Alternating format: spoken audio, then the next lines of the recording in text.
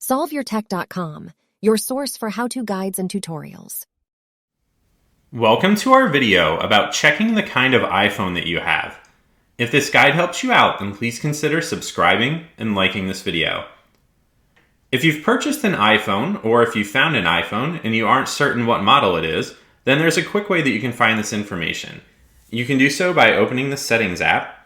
You can then scroll down and select the General option, and then you can tap the About button that appears at the top of the screen. Now you're just going to look for this little model name information here, and that's going to tell you what you have. For example, this iPhone is an iPhone 14 Plus, but if you had just a base model iPhone 14, then that could say iPhone 14, or if you had an iPhone 15 Pro Max, then it would say iPhone 15 Pro Max instead.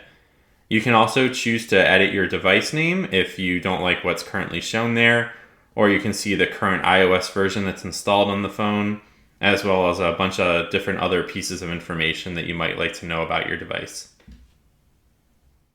Make sure to like this video and subscribe to our channel to see more tech guides like this one.